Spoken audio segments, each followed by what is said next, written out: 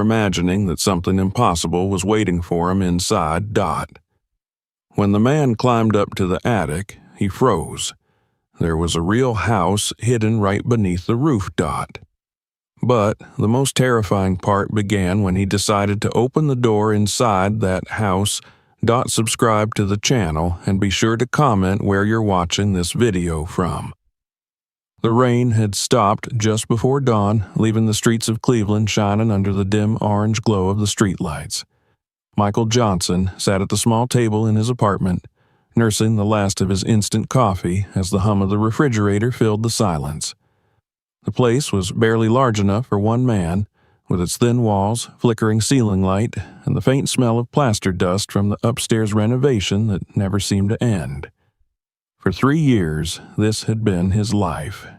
Quiet, routine, practical. But every morning lately he found himself opening the same page on his laptop, an online auction site for foreclosed homes, scrolling through listings as if trying to find a sentence written for him alone. He had been a construction worker most of his life. Carpenters, roofers, and handymen came and went on the jobs he took, but Michael always stayed a little longer, fixing details others ignored.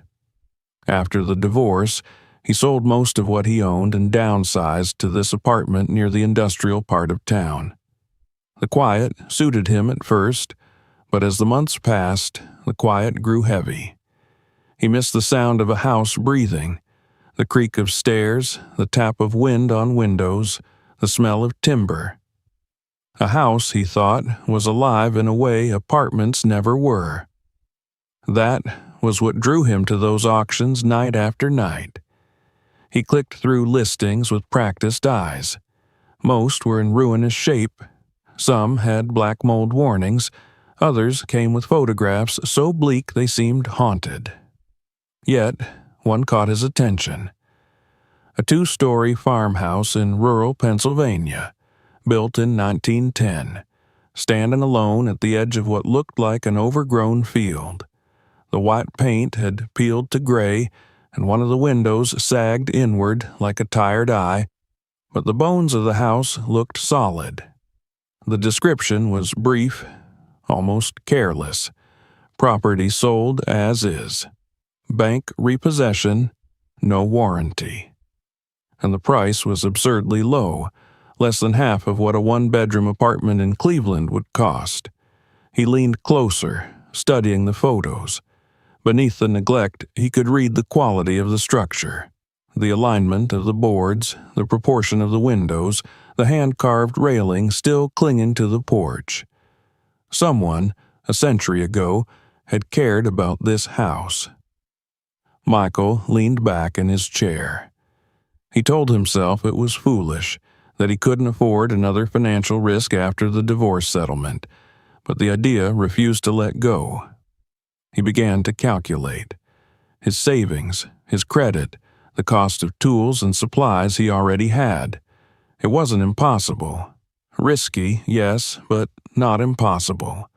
And more than that, it was something to work toward, something that might silence the emptiness that had crept into his days.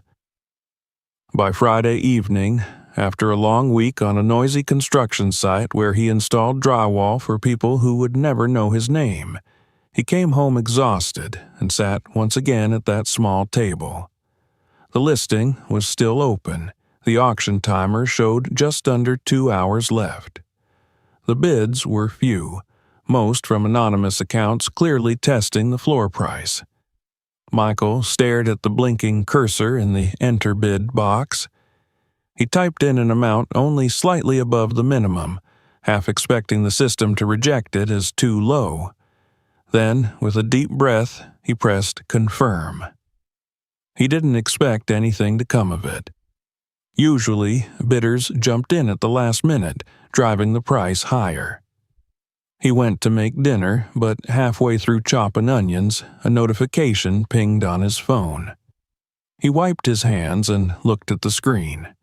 The message read, "Congratulations, you are the highest bidder." He waited for the follow-up notification of being outbid, but it never came. 10 minutes later, another email arrived. Auction closed. You won.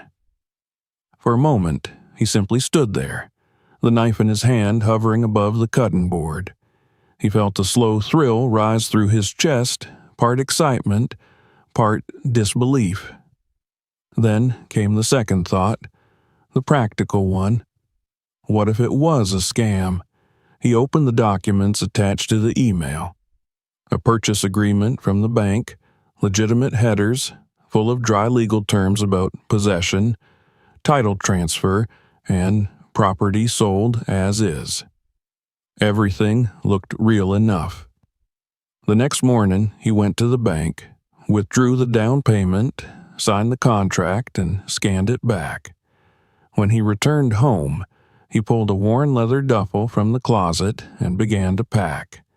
A set of work clothes, his toolbox, flashlight, batteries, gloves, a thermos, and a printed map in case his GPS lost signal. He didn't overthink it. His hands knew what to do. It felt like preparing for a long job rather than a life change. By early afternoon, he was on the highway heading east, the duffel riding in the passenger seat beside a small cooler. The landscape shifted as the miles passed. The gray sprawl of the city gave way to open fields, then wooded hills and narrow bridges. He drove with the window cracked, the cool air carrying the scent of wet leaves. Every mile took him further from the noise of his old life. 3 hours in, the GPS signaled no service. He smiled faintly. That, too, was part of the charm. He switched to the printed map, following the thin line that led toward a name he'd never heard before, Harper Township, population perhaps a few hundred at best. The road turned to gravel, then narrowed between stretches of pines. Around a bend, he spotted an old gas station, the kind with a single rusted pump and faded signage. He stopped to fill up, and the attendant, an elderly man in denim overalls, stepped out, squinting through thick glasses. "You headin' to the Miller place?" the man asked as he wiped his hands on a rag. Michael paused. "Not sure what it's called. Bought it from the bank last week. 2-story house off Willow Creek Road." The old man nodded slowly. "That'd be the one. Been empty near 15 years. Roof's good, though, you'll see." There was a tone in his voice, something between warning and acceptance. Michael thanked him, paid cash, and got back in the truck. As he drove away, he caught the man still watching him in the rearview mirror until the station disappeared behind the trees. The house came into view just before noon. It stood alone at the edge of a sloping field, framed by a row of skeletal maples. From a distance, it looked both majestic and defeated, the sort of structure that had once been proud but now sagged under the weight of years. The white paint peeled in long curls, exposing gray wood beneath. The porch leaned slightly to one side, and the front door hung a little open as if waiting. Michael parked beside the steps and cut the engine. The silence hit him first. No traffic, no hum of electricity, only the faint rustle of branches. He stepped out and stretched, taking in the scene. The ground was damp from last night's rain, the air clean and cool. He walked up the creaking steps, ran his hand along the railing, and felt the grit of old paint crumble under his fingers. The key the bank had mailed him fit easily in the lock, though it turned stiffly. The door gave with a tired sigh. Inside, the air was thick with dust, but not decay. A living room opened before him, sunlight filtering through the lace curtains browned with age. Furniture stood where it had likely been for decades, an old sofa covered in a yellowed sheet, a wood-burning stove in the corner, a rug faded to near invisibility. The wallpaper had curled at the seams, revealing the plaster underneath. On a small table near the wall sat a ceramic lamp and a stack of unopened letters tied with twine. He walked slowly through the rooms, each one whispering a different era. In the kitchen, a tin bread box rested on the counter beside a rusted kettle. Upstairs, 2 bedrooms mirrored each other with iron bed frames and empty closets. Everything felt abandoned but not forgotten, as if the house had simply paused mid-breath. At the end of the hallway stood a narrow door, thicker and darker than the rest. It had an iron latch and, curiously, a small padlock hanging open, the shackle rusted in place. When he tried the handle, it didn't move. The door didn't even rattle. He frowned, made a mental note to bring a screwdriver later, and turned away. By dusk, he had cleared enough dust to unroll his sleeping bag in the front room. He ate a sandwich by the dim glow of his flashlight and listened to the old house settle into night. Somewhere in the walls, wood shifted with soft creaks, expanding as the temperature dropped. He lay back, hands behind his head, staring at the cracked ceiling. For a long time he didn't sleep, letting the silence press around him. It was a deep, heavy silence, but not hostile. It was the kind of quiet that demanded you listen, to the house, to yourself. When he finally drifted off, he dreamed of narrow hallways and hidden rooms, of footsteps just beyond a closed door. He woke before dawn to the faint light seeping through the curtains. The dream clung to him like dust. He sat up, rubbed his eyes, and looked towards the staircase that led to the locked door above. Tomorrow, he murmured to himself, though he already knew that tomorrow would begin with a crowbar and a flashlight. He poured himself coffee from the thermos, opened the front door, and stepped outside. The morning was crisp, the field wrapped in low fog. From where he stood, the house looked different in daylight, less ominous, more tired, like an old worker waiting for orders. Michael smiled faintly. He had bought a problem, yes, but also a purpose. After years of drifting between jobs and apartments, he finally had something that was entirely his. And though he couldn't explain why, he felt certain that whatever waited behind that locked attic door would tell him something about why this house had chosen him. The sun climbed higher, and he set off toward the shed to gather tools. Somewhere above, the boards in the roof creaked softly, almost like an answer. The next morning rose pale and windless, the fog still hovering like thin smoke above the fields. Michael stood on the porch with a cup of coffee steaming in his hands, the warmth against his fingers reminding him that the nights here would be colder than in the city. He had slept only a few hours, lulled and unsettled by the endless creaks and soft murmurs of an old structure remembering how to breathe. Now, in daylight, he could see the full outline of what he had bought, the angles of the roof, the missing shingles, the way ivy crawled up the side of the chimney like a slow green flame. The place looked worn but dignified, a body aged by hard years but still upright, refusing surrender. He decided to start outside, walking the perimeter with slow, measured steps. The grass was knee-high and wet from dew. The foundation, made of large gray stones, had shifted in a few places but remained largely intact. The porch sagged on one corner, its beams softened by rot, yet the structure held. As he ran a hand along one of the posts, flakes of paint and soft wood came away beneath his thumb. He pressed harder until solid oak resisted him beneath the decay. "Still got a heart," he murmured, almost approvingly. Circling around the back, he discovered an old shed, its door barely hanging on a single hinge. Inside lay rusted tools, a dented wheelbarrow, and a scattering of glass jars filled with nails. A calendar from 1987 clung to one wall, the image faded but still visible. A smiling woman in a field of corn, promising a new era of farm equipment. He smiled faintly at that optimism.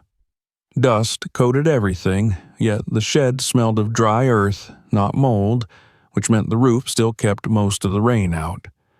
Good bones there, too. Returning to the main house, he paused before stepping inside again. The front door stood slightly ajar, and through the narrow opening he could see a soft beam of sunlight cutting across the dusty floor.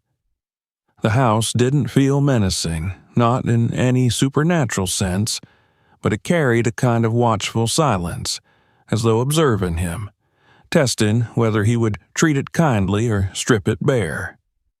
He knew that feeling from old construction sites, the sense of being a guest in a structure that had seen too many careless hands. Inside, the air felt cooler.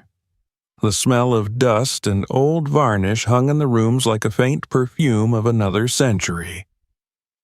Michael began his inspection from the ground floor, moving slowly, noting what could be repaired and what might need replacing. The living room's ceiling sagged slightly near the stove. The support beam would need reinforcing. The wallpaper was flaking in long strips, revealing bare plaster beneath, but the boards underfoot were surprisingly sturdy. He knelt and tapped one, solid. The workmanship was of another time, when even unseen corners were built to last. In the corner stood an upright piano, its lid warped, keys yellowed with age. When he pressed one gently, it produced a dull, broken tone, the sound of air escaping an old bellows. The note hung in the room like a memory, then faded. He smiled at it anyway, as if the house had spoken to him in its own cracked voice. He moved toward the dining room. A wide oak table dominated the center, covered in a thin layer of dust that glimmered under the morning light. Someone had left behind a china cabinet filled with mismatched plates and glasses. A small glass bird sat among them, wings half spread, its surface dull with grime. He lifted it carefully and saw the faint inscription on the bottom. Rosemary, 1962. Perhaps a previous owner's daughter, he thought. Houses kept more names than gravestones. The kitchen was in worse shape. The sink was stained and the pump handle stiff with rust. A faded curtain still clung to the window above it, the fabric brittle but intact.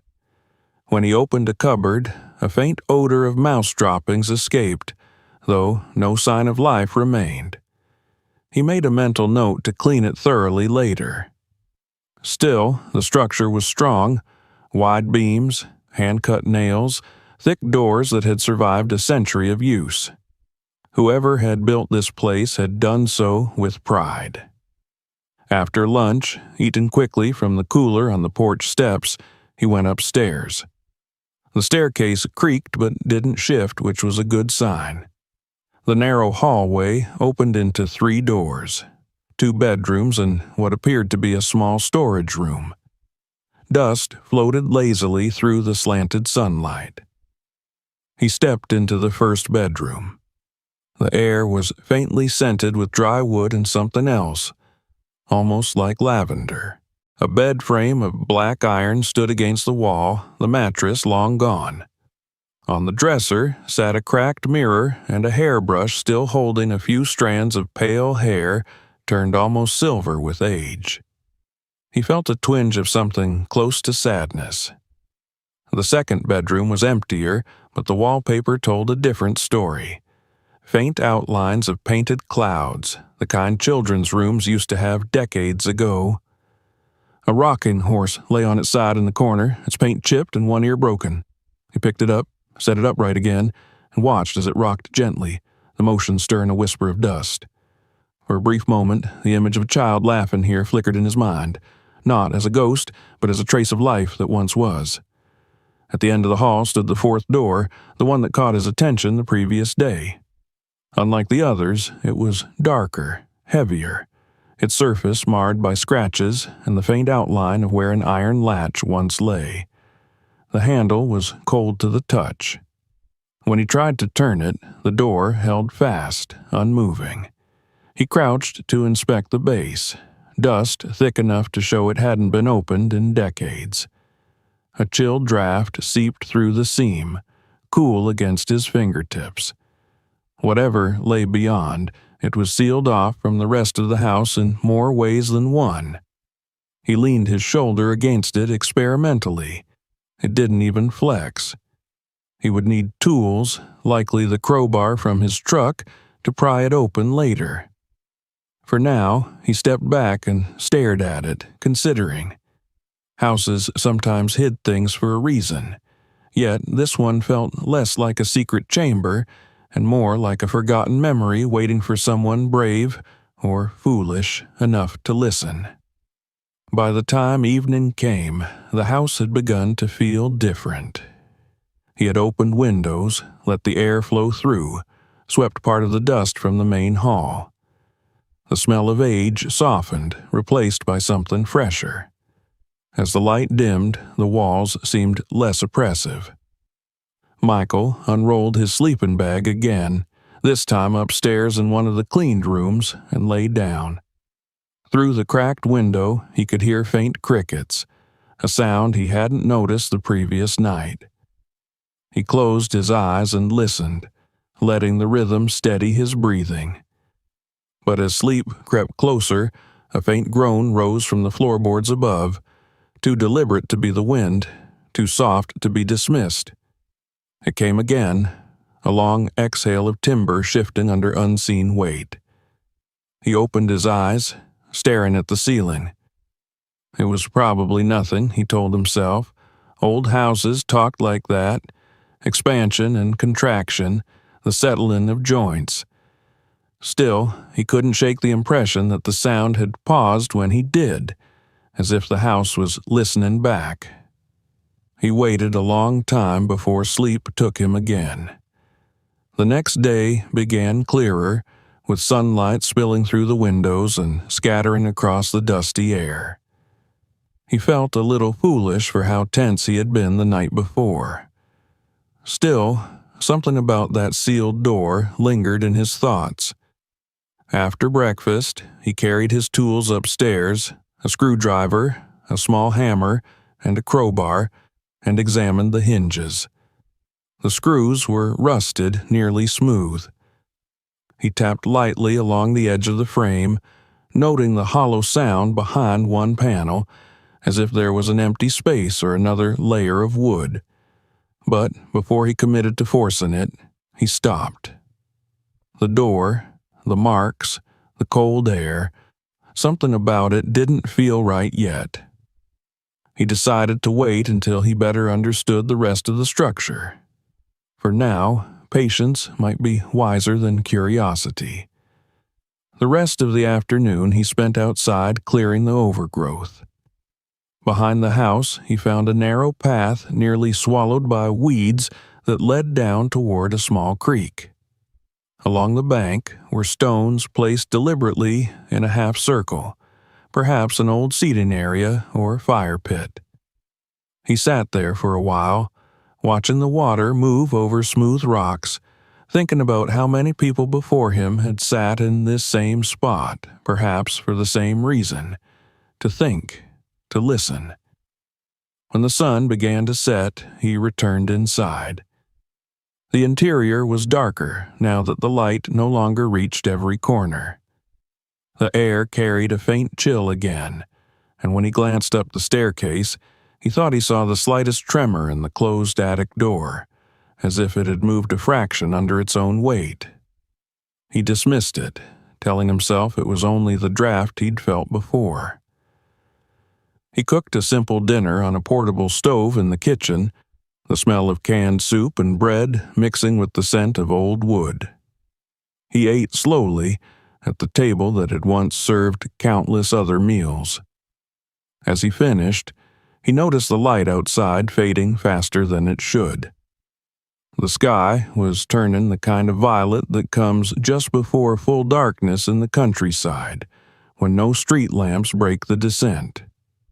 Before heading upstairs for the night, he stood in the doorway and looked back into the main room. The furniture, the pictures, Even the dust itself seemed to belong to someone else's life, preserved like a still frame from a forgotten film. He felt both intruder and caretaker, caught between duty and awe. When he laid down later, the silence had changed again. The house no longer sounded tired, it sounded aware. Every sigh of the floorboards, every pop of the cooling roof carried an edge of intent. And yet, rather than fear, he felt an odd calm, as though he were being tested, weighed by the house itself to see if he would leave or stay. He decided, without fully realizing it, that he would stay as long as it took. The darkness deepened, and somewhere above, something shifted once more, a single, deliberate creak near the locked door. This time, he didn't tense. He simply turned his head toward the sound and whispered quietly into the still air, "I'll get to you soon enough." Outside, the night settled fully over the property, and the house stood silent again, holding its breath for whatever would come next. Morning broke gray and heavy with clouds. A light drizzle tapped against the windows, and the dampness crept into the house through every crack in the old wood. Michael woke early, not because of the sound, but because his thoughts had already fixed themselves on the attic door. It had haunted his sleep again, appearing in his dreams like a silent sentinel that refused to yield. Each time he imagined opening it, something in his dream changed. The temperature dropped, the light shifted, the air thickened, until he woke with the same question pressing against his chest. What was behind that door? He ate a quick breakfast, a piece of bread with peanut butter and a cup of strong coffee, then gathered his tools. The creaks of the floorboards followed him as he climbed the stairs. He felt a flicker of unease when he reached the landing, though it wasn't fear exactly, more like the weight of anticipation before lifting the lid off something long sealed. The house was still, the air faintly humming with moisture. He placed his toolbox on the floor and studied the door again in daylight. It looked older than the rest of the woodwork, darker, perhaps treated with a different finish decades ago. Along the edges, faint scratch marks curved downward, as if someone had once tried prying it open and then stopped. He ran his hand along the cold iron handle. It had no lock, only a heavy latch and what looked like the rusted imprint of an old padlock ring. The frame itself had swollen over time, wedging the door tight. He slipped the flat end of the crowbar into the seam and pressed. The wood groaned but did not give. He shifted his stance, braced one foot against the wall, and pulled harder. The sound was deep and reluctant, like a sigh escaping after decades of silence. Finally, with a low crack, the latch splintered. Dust rained down from the top of the frame, filling the air with the smell of dry decay. He hesitated, catching his breath. The darkness beyond the opening was absolute. The narrow stairs leading upward were visible only for a few feet before they vanished into shadow. He switched on his flashlight, its beam cutting a pale path up the steps. The air that drifted down was cool and faintly sweet, tinged with old wood and something like dried flowers. Not the odor of rot, which surprised him. Michael adjusted the strap of his flashlight, gripping the railing with one hand as he began to climb. Each step creaked under his weight, long, unused boards complaining softly. The staircase was steeper than he expected, almost vertical, and as he climbed higher, the air grew colder, the light dimmer. About halfway up, his boot pressed against a plank that gave way with a sharp crack. His leg plunged through the hole to the knee, sending a spike of pain up his thigh. He caught himself against the railing and froze, the echo of splintering wood reverberating around him. For a few seconds he stayed there, listening. Nothing moved above or below, only the faint ticking of his heart filled the silence. Carefully, he pulled his leg free, checked for blood, and found only a scrape. He exhaled slowly and continued upward. The final step groaned but held. When he reached the top, he found himself staring into a wide, dim attic space that stretched farther than the layout of the house should have allowed. The ceiling dipped low where the roof slanted, and thick beams crossed above like ribs. But what drew his eyes immediately wasn't the structure itself, it was the shape standing in the center of the room. At first, he thought his eyes were playing tricks on him. It looked like a small house, built right there inside the attic. Not a dollhouse or a child's playhouse, but a real, human-sized structure scaled slightly smaller than a normal dwelling. The pale paint had long yellowed, and its porch sagged, but the details were unmistakable. There was even a tiny door with a brass knob, windows with shutters, and a porch railing bowed outward. It looked absurd, like a dream someone had tried to make real. Michael stepped closer, his flashlight sweeping across the boards. Dust thickened the floor, yet faint trails marked places where something, or someone, had once walked. He crouched and saw a footprint, small, almost child-sized, pressed faintly into the dust. He followed it toward the miniature porch. The railing was splintered, one post snapped in half. He reached out and touched the wall. The paint came away chalky under his fingers. The house within a house stood silent, a hollow echo of the world below. He circled it slowly, studying its craftsmanship. Whoever had built it had known what they were doing. The proportions were exact, the joints clean. The wood was cut by hand, not machine, suggesting it had been constructed long before modern tools. On one side he found a small shuttered window, glass still intact but fogged from within. He tried to peer through, but the grime obscured everything. Only when his light caught a faint reflection did he realize there was furniture inside. He turned back to the front door. It stood slightly ajar, the gap no wider than a finger. The faint smell of something sweet, like baked apples, drifted from inside, so out of place that it made him pause. He nudged the door gently, and it creaked open. The beam of his flashlight pierced the gloom, revealing a tiny living room. A wooden chair stood before a small table. Shelves lined one wall, cluttered with small objects, a framed photograph, a chipped mug, a pile of folded fabric. The floor was blanketed in dust, except for a narrow path where it had been disturbed at some point. He stepped through the doorway carefully. The ceiling was low enough that he had to stoop. His breath stirred dust motes into motion, swirling like faint ghosts in the beam of light. On the wall hung 3 photographs, all black and white, their edges curled with age. In the first, a young woman stood on a porch identical to this one, her dress simple, her expression distant but not unhappy. The second showed an older man, perhaps her husband or father, sitting beside a cat.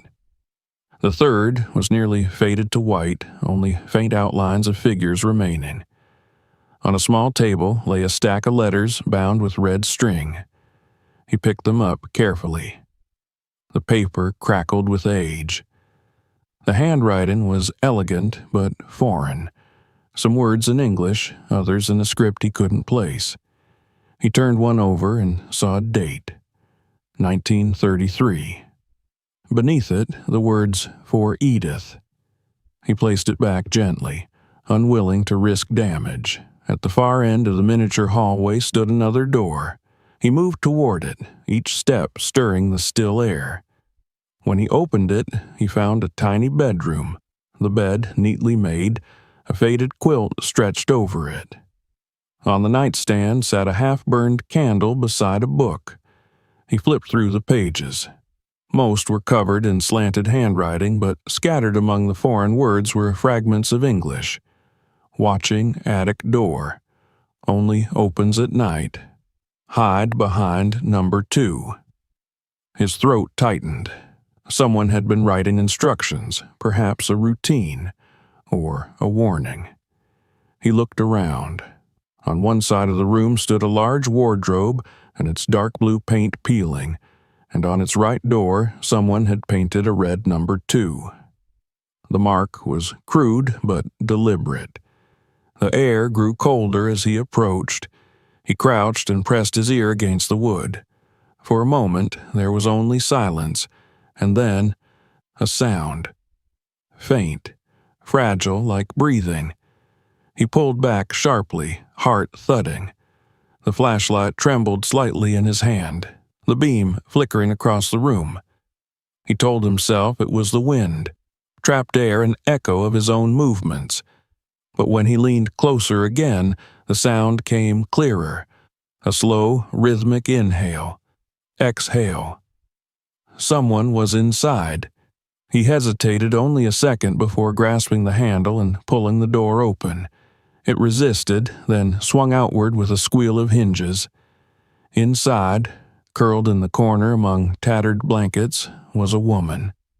Her hair was gray, her face lined but not lifeless. She blinked against the light, raising a trembling hand. Michael froze, too stunned to speak.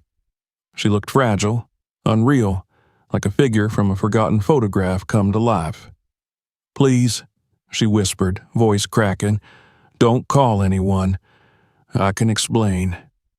He took a step back, lowering the flashlight slightly. "Who are you?" he managed to say, his voice low. "My name is Rosemary," she said, clutching the blanket tighter around her shoulders. "This house, it was mine once." Her eyes darted around the room as if seeing it anew through his gaze. "That's my father," she said, nodding toward one of the photographs. "He built this for me." Michael stared, struggling to process what he was hearing. "You lived up here?" She nodded slowly. "For many years. After he passed, I stayed. It was the only place that felt like home." Her words carried a fragile rhythm, the cadence of someone who had spoken too little for too long. He realized then that the sweet smell wasn't his imagination. It came from a pot on a small stove in the corner, a few shriveled apple slices simmering in water. She must have kept herself alive quietly, hidden from a world that had moved on without her. "I thought no one would come," she said. "But the house is kind. It brings the right people." He wanted to ask her 100 questions, but he sensed that pressing too hard would shatter the delicate moment. Instead, he simply said, "You don't have to hide anymore." Tears welled in her eyes, and for a long moment neither of them spoke. The rain outside had stopped, leaving only the sound of water dripping from the eaves. That evening, they sat together in the tiny living room. She told him fragments of her story, how her father, a carpenter named Thomas Miller, had built this miniature home inside the attic when she was a child. She had been sickly, afraid of open spaces, and he thought it would comfort her to have a smaller, safer world within their own. When he died, she couldn't bear to leave. So she stayed. Over the years, she had lived quietly, surviving on canned goods and whatever she could grow in pots by the attic window. Eventually, the world forgot her, and she let it. Michael listened in silence, watching the way her hands trembled as she spoke. Her story wasn't madness. It was grief turned into architecture. She had built her own cocoon inside the skeleton of her father's love. When she grew tired, he helped her down the stairs. She moved slowly, leaning on his arm. In the kitchen, he made her tea while she sat in the chair by the window, staring out at the rain. The house no longer felt eerie. It felt alive again, filled with breath and presence. That night, as Michael lay awake on the sofa, he thought about what he had found. Not treasure, not danger, but a human story preserved by chance and silence. The locked door had not been guarding something sinister, but protecting a memory too fragile for the outside world. Above him, the floorboards creaked softly. He imagined Rosemary settling into a bed she hadn't used in decades, the house around her exhaling after years of holding its secret. The rain began again, tapping gently against the roof, steady as a heartbeat. Michael closed his eyes, realizing that this discovery had changed everything. The house had tested him, and he had passed, not through force, but through patience. For the first time in years, he felt that he was exactly where he was meant to be. The next morning dawned cold but clear, the storm having moved eastward, leaving behind a sky washed pale blue. Sunlight filtered through the kitchen windows, settling in slow, dusty beams across the table.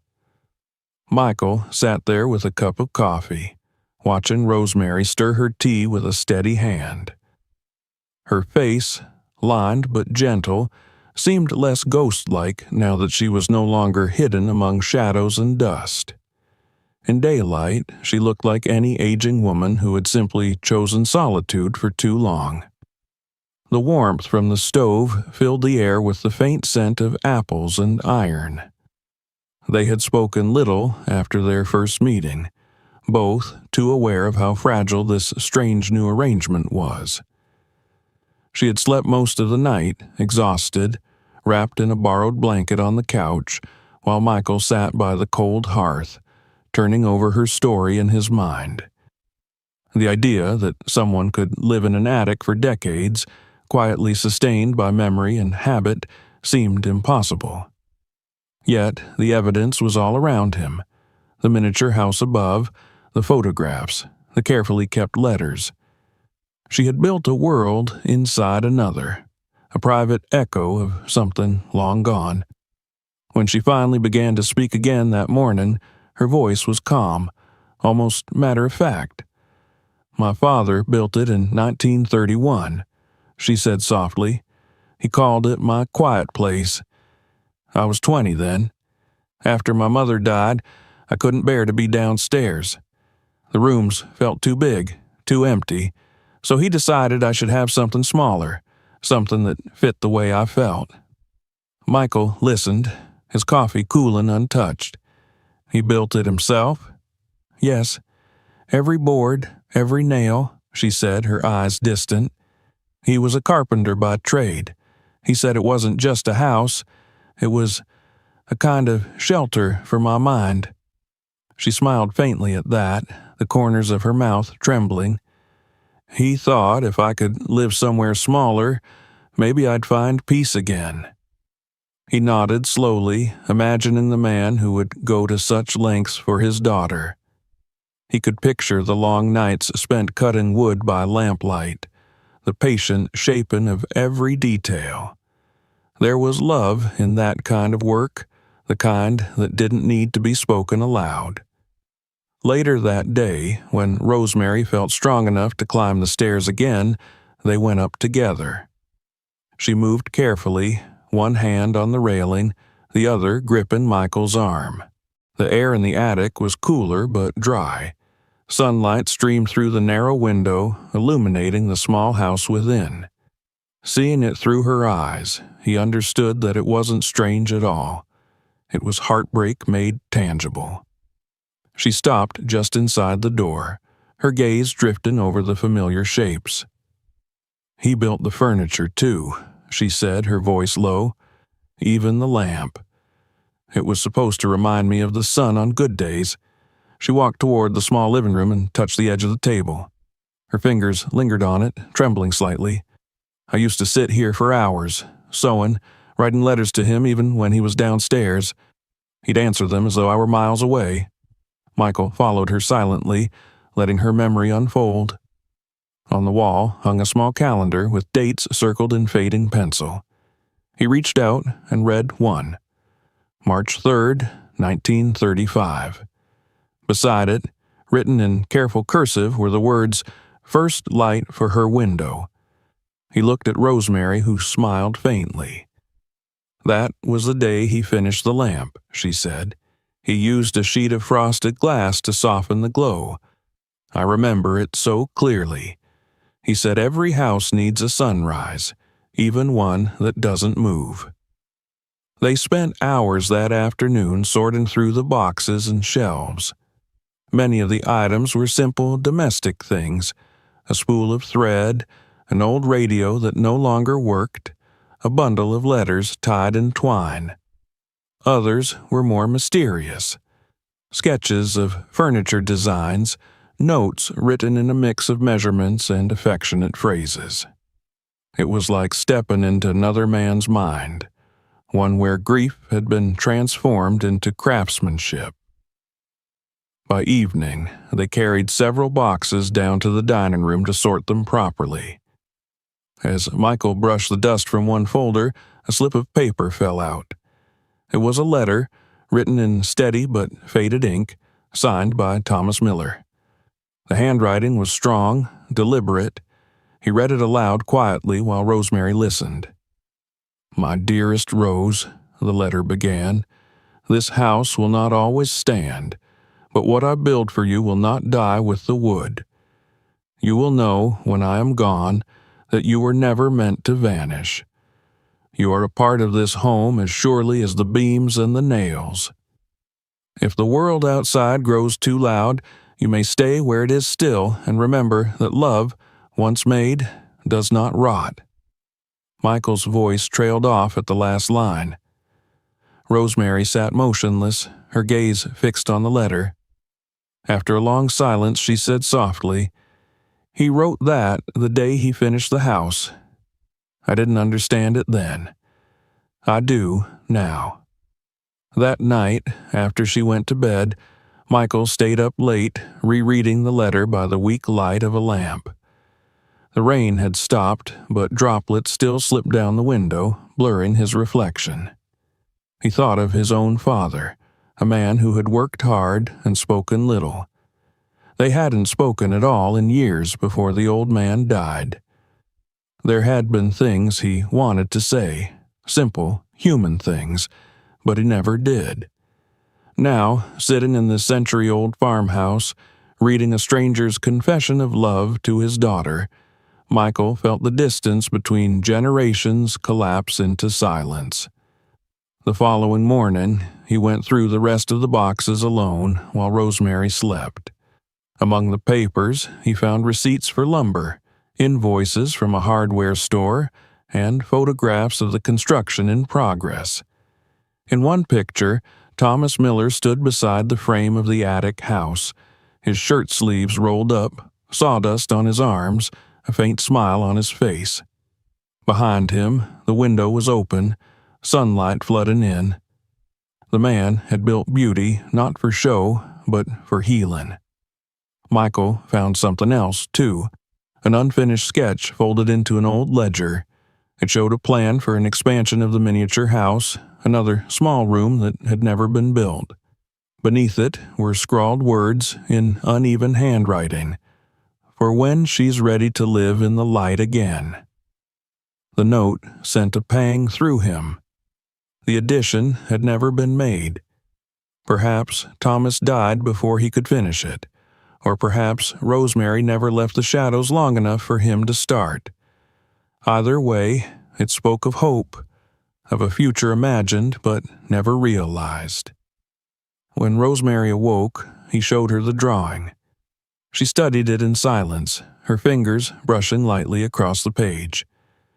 "He wanted to add a sunroom," she said finally, "a place where I could sit and see the world without stepping into it." Her eyes glistened, but she didn't cry. "He believed one day I'd be ready, but after he passed, I couldn't bear the sound of hammers. The quiet was all I had left."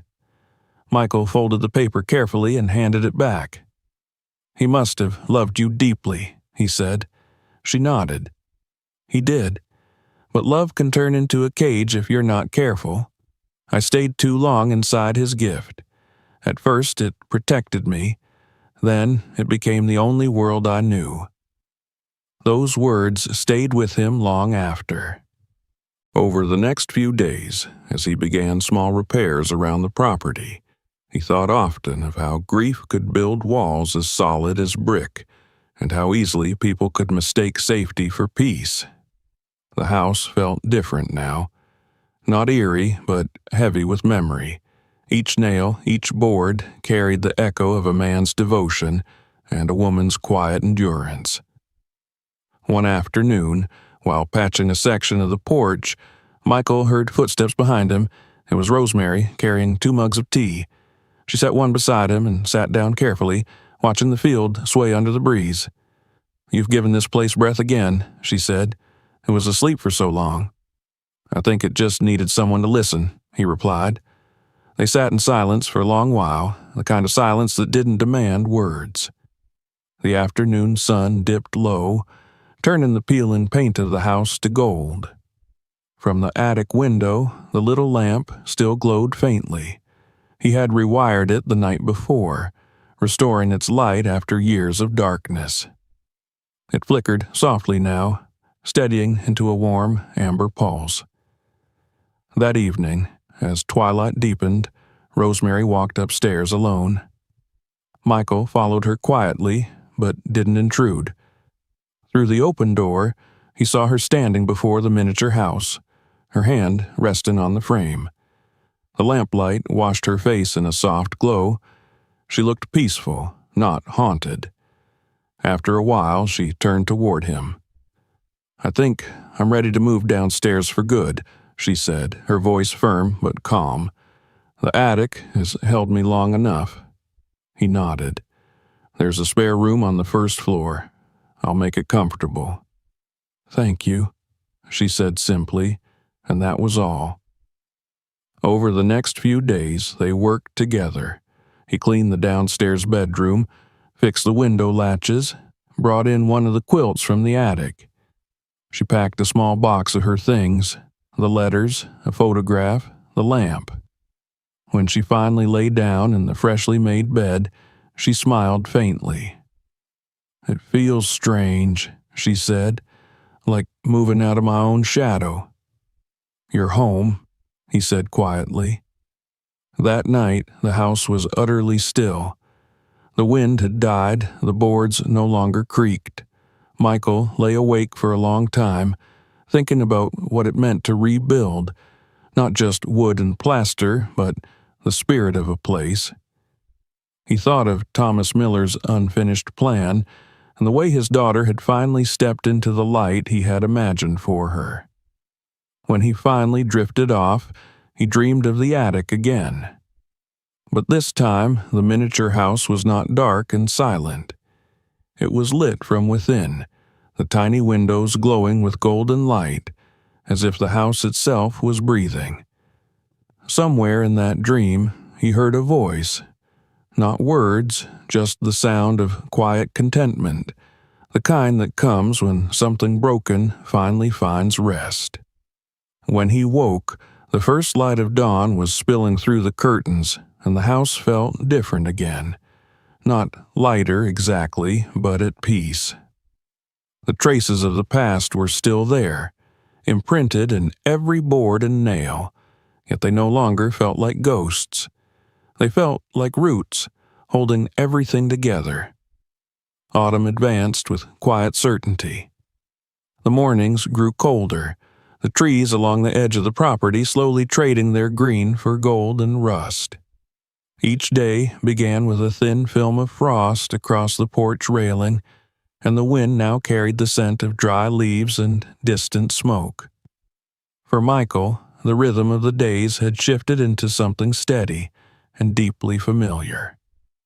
He woke early, checked the chimney draw, brewed a pot of coffee, and then spent the daylight hours working, repairing, reinforcing, preserving. But this was unlike any other project he had taken on before. This wasn't just restoration of wood or plaster. It was stewardship of memory. The house, once silent and cautious, had begun to respond to his presence. Doors no longer stuck as stubbornly, windows opened a little easier, and the creaking of the floors took on a softer tone, less complaint, and more conversation. Michael felt as though the structure itself had been holding its breath for years and was now beginning to exhale, a long, slow release of tension built up over decades of abandonment. Rosemary had moved permanently into the downstairs bedroom, and though her movements were slow, there was a quiet dignity to the way she folded quilts, polished the old teacups, and arranged flowers picked from the wild hedges that bordered the property. She remained mostly silent during the days, content to sit in the sunroom or help sort the hundreds of small artifacts that filled the attic boxes. But when she did speak, her words were measured and meaningful. Sometimes she would run her fingers across a drawer or photograph and simply say, "He built this with his left hand," or "This lamp never worked properly, but I like the way it hummed." Those small remarks became invaluable markers for Michael, like guideposts pointing toward the emotional architecture of the house.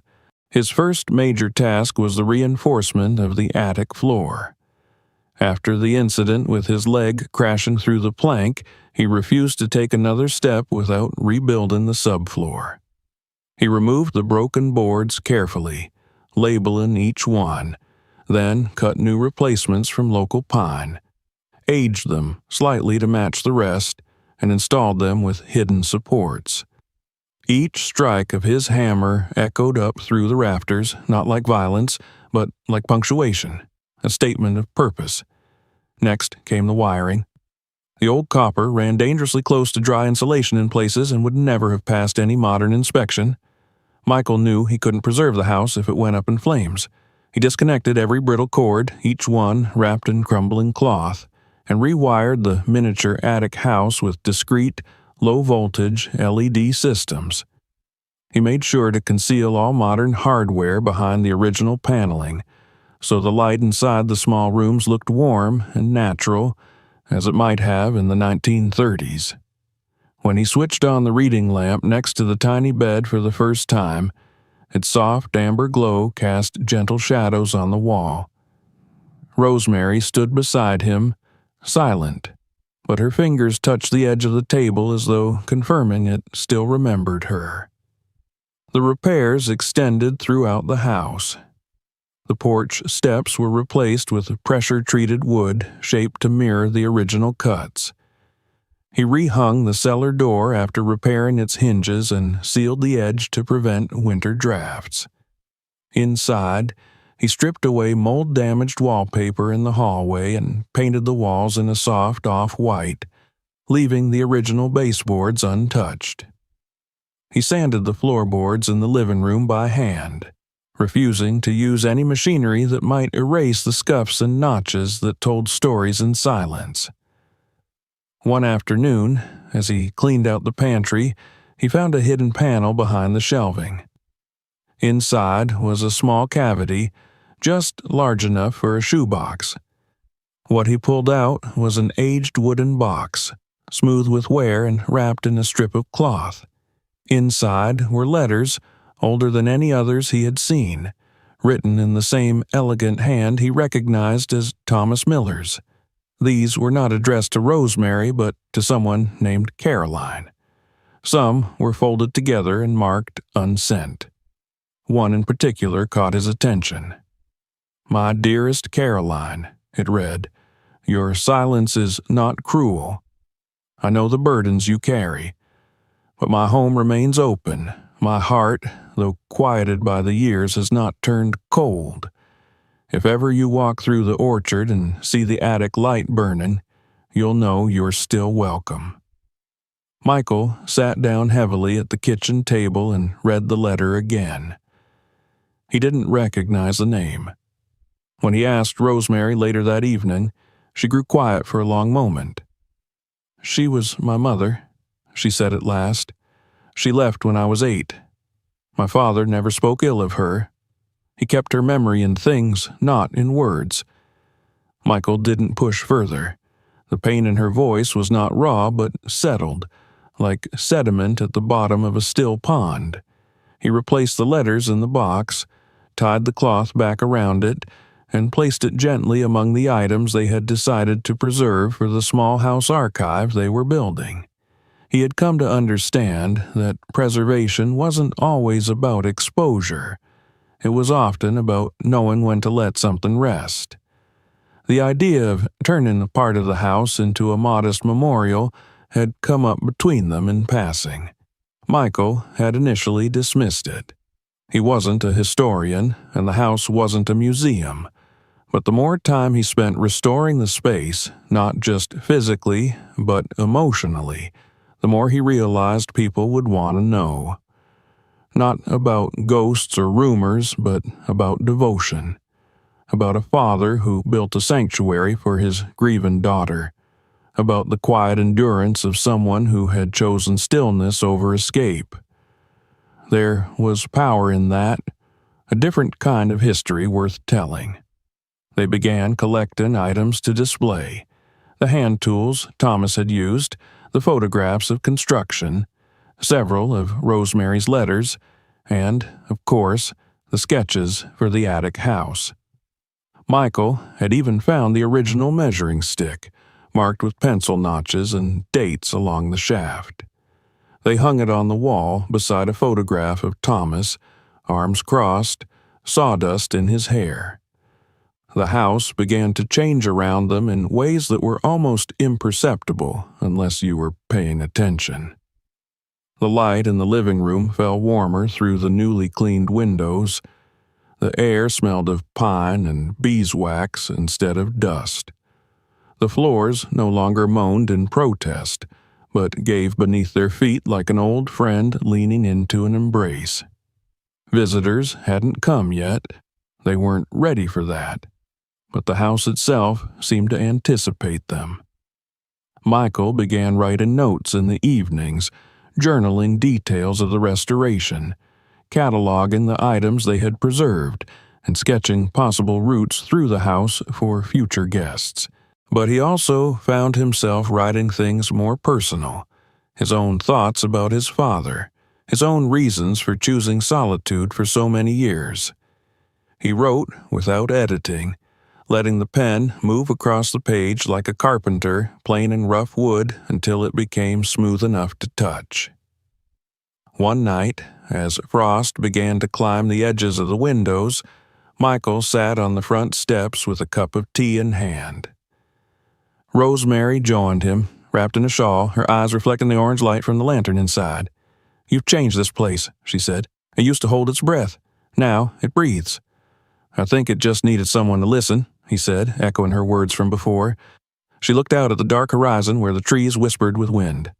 "Maybe we all do."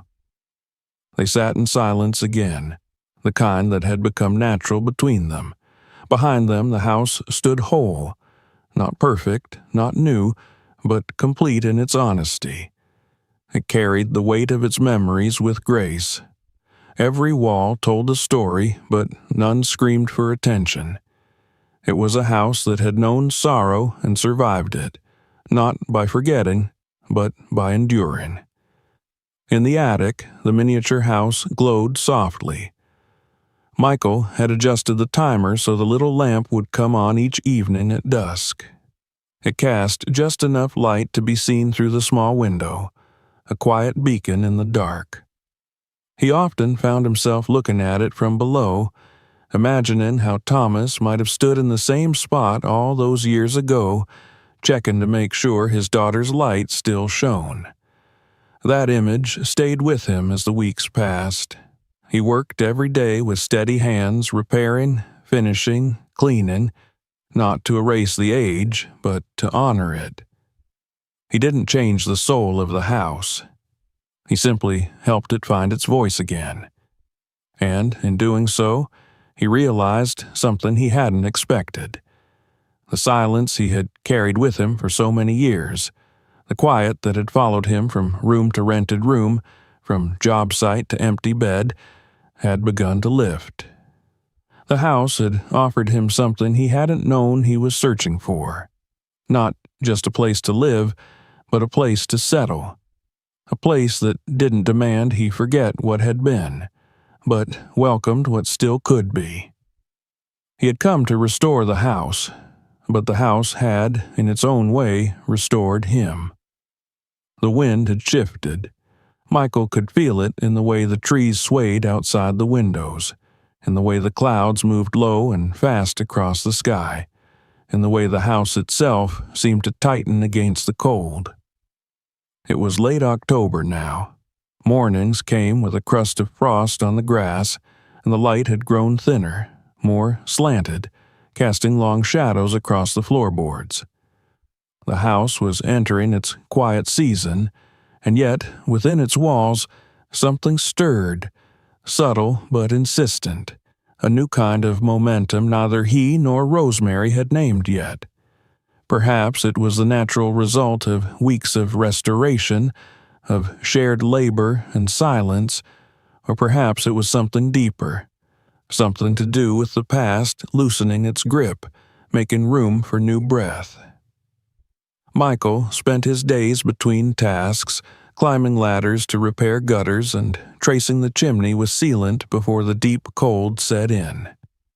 He repaired the warped cellar door and built a wooden box to store kindling near the stove. At night, he organized the attic's archive, stacking labeled boxes and carefully wrapping fragile objects in cloth. Rosemary moved through the days with a sense of gentle discipline. She rose early, made tea, walked the perimeter of the house in her old wool coat, and often returned with a handful of leaves or stones or a single pine cone that she would place wordlessly on the windowsill, as if offering small tributes to the passage of time. It was on one of those quiet afternoons, with the sky a solid sheet of silver and the fire burning low, that Michael found himself drawn again to the attic. The miniature house now stood fully restored, its interior softly illuminated by the rewired lights. He had resisted the temptation to add anything new, choosing instead to preserve every detail exactly as it had been, every scratch on the table, every faded thread in the quilt, every water ring on the shelf where a cup had once rested. The attic no longer felt like a mystery, but it retained a certain gravity. It was no longer hiding anything, but it wasn't finished speaking either. He sat on a small stool near the doorway, flipping through one of the older notebooks they had found. The handwriting was Rosemary's, more deliberate than the letters she wrote now, denser with emotion. One page in particular caught his eye. It was dated October 1947, and though the lines had faded with time, they were still legible. I sometimes wonder what this house hears when I sleep. Does it remember the sound of my father's footsteps? Does it know when I'm dreaming of the orchard, or when I've woken again with the sense that someone called my name? I think it does. The walls shift when I speak aloud, like they're listening. He read the page twice, then closed the notebook and sat quietly, listening. The house was still, but not silent. He could hear the slow movement of air through the eaves, the faint creak of timber settling deeper into itself, the hum of memory, as real and present as any living thing. It struck him that this place wasn't just made of wood and stone and grief. It was made of attention. Someone had watched over it for decades, feeding it with thought, with hope, with memory, and in return, the house had watched back. Later that week, Michael drove into town. He hadn't left the property much since moving in, just a few brief trips for supplies and tools, but now he felt the pull to dig deeper, to understand more.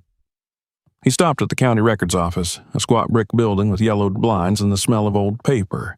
Inside, a clerk in a sweater vest helped him pull property records from the 1930s. The files were brittle and covered in cursive handwriting that leaned sharply to the right. Miller, Thomas, Carpenter. Resident from 1919 to 1942. After that, the ownership grew murky. No sale, no official transfer, just a note. Abandoned, property held by a bank. But no mention of the daughter, no mention of Rosemary. He asked about historical registries and was directed to a smaller office across town, where a retired librarian kept files on the township's older buildings. She remembered the house. "My grandfather used to talk about that place," she said, adjusting her glasses. "Called it the Miller Retreat. Said the man who lived there was building something strange in his attic. No one ever saw it, but they all had theories. A bomb shelter, a chapel, a bunker. Folks love to guess about things they don't understand." Michael smiled politely, thanked her, and asked if there had ever been a complaint or official concern filed. She shook her head. "No one went up there, not after he passed. People said it felt wrong. Not haunted, just like you were trespassing on someone's memory." Back home, he shared the documents with Rosemary. She glanced over them but said little. Instead, she handed him an envelope, thick, yellowed, sealed with a bit of wax that had crumbled at the corners. "I never opened this," she said.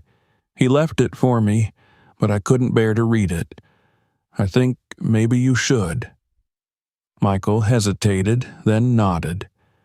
That night, under the lamplight in the attic, he broke the seal and unfolded the letter. It was written in the same confident hand as the others. "My dearest Rose, I know you'll find this one day when your hands are steady and your heart quieter.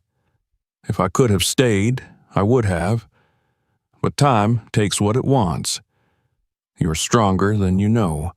This little world we built, it was never meant to be a hiding place. It was a garden, grown in the dark, waiting for you to step into the sun. When you're ready, let the world in. Let someone see what you've carried. And know that you were never alone. Not then, not now." Michael folded the letter and rested it gently on the table inside the miniature house. The words lingered in the air like a song just ended, the final note still trembling. He understood now. The attic was not just a retreat. It was a gift of time. Borrowed time, quiet time, time enough for someone to gather themselves back into wholeness. The next morning, he cleared a space in the main room and began laying out materials for a permanent archive.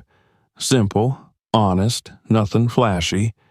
Just a few shelves of labeled boxes, a table with printed copies of letters and photos, a place where the story could be seen, held, passed on. It wasn't a museum. It wasn't for tourists or historians. It was for anyone who had ever built something to hold themselves together. As the sun dipped lower each afternoon, Michael found himself speaking more openly with Rosemary. They sat near the stove and shared stories, not dramatic confessions, just fragments of ordinary lives. He told her about his childhood in the city, about the years working on crews that never remembered his name, about the loneliness that settled in after his divorce. She listened without judgment.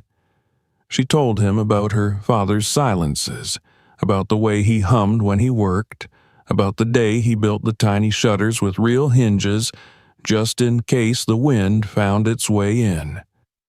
These conversations were slow and careful, but they carried weight.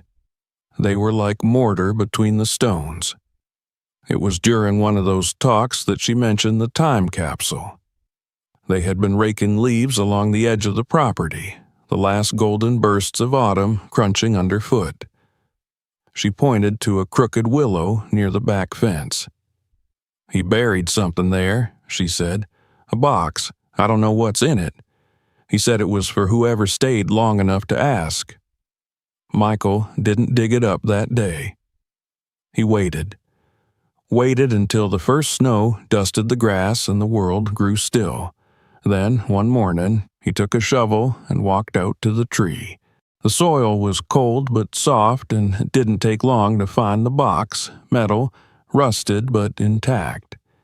Inside was a sealed jar containing a single photograph, a folded note, and a small wooden toy horse. The photograph was of Rosemary as a child, sitting beside the miniature house in the attic, her smile wide and unguarded. The note was simple. "If you found this, you know what love can build." Michael didn't cry, but he felt something move deep within him, like ice breaking at the end of winter. He brought the items inside and placed them in the archive. That night, he and Rosemary lit a candle and set it in the attic window, just as her father once had. From outside, the house glowed softly, both miniature and real, its light visible through the trees. It wasn't a signal for rescue, it was a promise. A quiet declaration that something, once broken, had found its voice again. The house did not speak in words. It didn't need to. Its language was in the creak of floors walked once more with care, in the hum of light restored, in the breath of wind through freshly mended glass. It remembered everything. And now it was ready to be remembered in return. The first snow came in the night, silent and sure, dust in the roof and fields in white. When Michael stepped onto the porch that morning, the world looked transformed. The crooked willow at the back of the property stood draped in frost, its gnarled limbs trembling slightly in the cold air. He could see the trail of deer prints near the fence line, and a soft gray light hung over everything like a veil. The house behind him, warmed from within, seemed to glow against the pale horizon, its windows giving off a quiet, amber pulse. The wind was still, the world momentarily suspended between seasons. Winter had arrived without fanfare, and the house, for the first time in years, stood not as a relic but as a place alive with presence and purpose. Inside, the floors were swept clean, the walls repainted but not stripped of their history, and every room bore the subtle trace of hands that had chosen care over erasure. Nothing in the house was new, but everything was renewed. In the weeks following the discovery of the time capsule and the completion of the attic restoration, Michael had begun thinking seriously about what came next. Rosemary had never once asked him to stay, and yet every day she made tea for two. She never offered advice, but she watched his work with the eyes of someone who understood the difference between repair and restoration, between survival and grace. The idea of opening the house, of inviting others to see what had been preserved, had grown slowly, not as ambition but as quiet obligation. It was never meant to be a spectacle.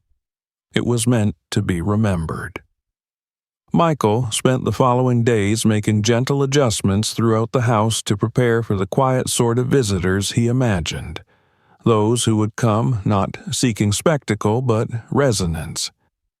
He installed simple placards beside key rooms, small cards with careful descriptions in unassuming font.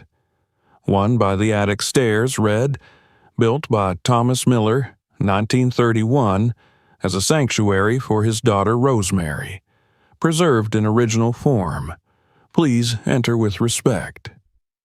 Another, in the downstairs hall, offered a brief history of the family's life before the house fell silent.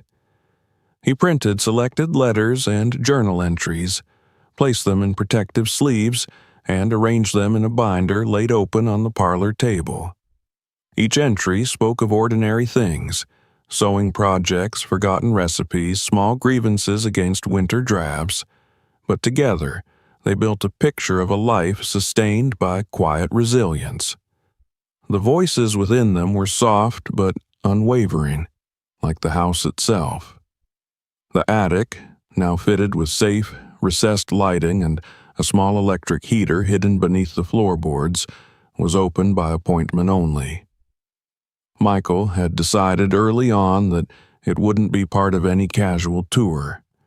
Not because of fear or preservation, but because it was too sacred to be reduced to curiosity. The miniature house within the attic was not a novelty. It was a testament. Those who wanted to see it would need to listen first. He wrote a short introduction and pinned it to the guest book near the front entrance. This house is not a museum. It is a memory held in wood and dust and light. If you've come to be reminded of what love can build, you're in the right place. The first visitors came quietly. A middle-aged couple from the neighboring township who had heard about the project from the local librarian. They walked through slowly, reading, pausing often, their hands resting gently on door frames, banisters, corners of old furniture. They said little, but when they left, the woman turned to Michael and said, "My grandmother used to tell stories like this. I didn't believe her until today." He thanked her, then stood at the window long after their car disappeared down the lane. The following week brought a local school teacher and his teenage son, then a retired carpenter who had once worked with Thomas Miller, though only briefly and long ago. The old man stood at the base of the attic stairs, removed his hat, and said, "He was always good with his hands. But this, I never knew." Michael offered to take him up, but he declined. "Some things are better left in the imagination," he said, and left a note in the guest book that simply read, "Thank you for keeping it real." Rosemary watched all of this unfold with a calm detachment. She rarely interacted with the guests directly, but often lingered nearby, listening to the murmurs, watching the way people moved through the rooms. One afternoon, after a small group had gone, she said to Michael, "It's strange. They look at the house like it's a storybook, but it wasn't a story to me. It was breath and grief and bread and sleep and silence, a lot of silence.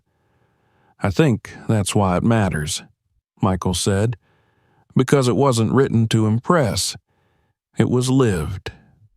She nodded, then turned to the window, where the sun had just begun to dip below the hills. The winter light struck her face and profile, and for a moment she looked not older, but timeless, as though age had nothing to do with her anymore. That night, Michael wrote in his journal, a habit he had maintained since the beginning of the project but had grown more intimate now. He wrote not of nails or beams or floor joists, but of the way the attic smelled after being closed for too long, of the sound Rosemary made when she laughed unexpectedly, and of the heaviness in his chest when someone thanked him for something he never planned to do. He wrote about what it meant to belong, not to a place, but to a purpose. He thought often of his father during those quiet hours, of the things they never said, the tools they had once passed back and forth in silence, the long drives with the radio low and windows open. His father had been a man of few words, but when he did speak, his voice carried weight. Michael wondered now if maybe the silence between them had also been a kind of language. Maybe the things his father never said were still there, waiting to be heard. The snow deepened in the weeks that followed. The house grew warmer, cozier, its interior lit with soft lamps and the steady glow of the stove. Visitors arrived in ones and twos, never in large numbers, and always left something behind. Not objects, but impressions. A note in the book, a pause on the steps, a reverent look at the attic door.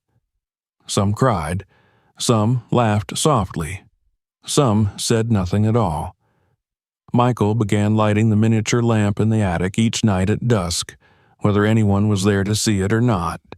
It became a ritual, a kind of evening benediction. He would climb the stairs, open the little door, step inside the smaller world within the larger one, and switch on the lamp.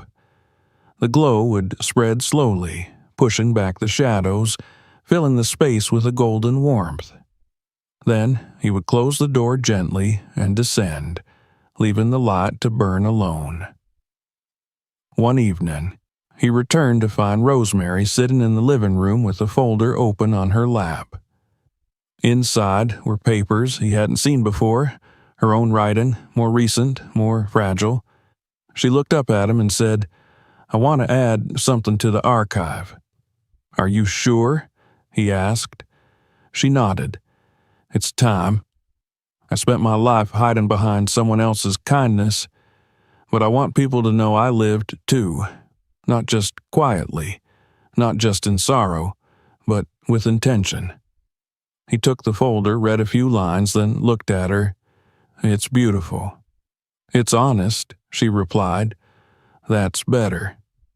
They selected several pages together, added them to a binder labeled Later Years, and placed it beside her father's journals. A life recorded not as a timeline, but as a collection of textures, soft, sharp, hidden, exposed.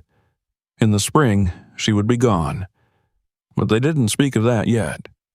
For now, there was still snow, still firewood to stack, still soup to warm. Michael understood that the work of the house was never done. There would always be something to tend, something to listen for, something to remember.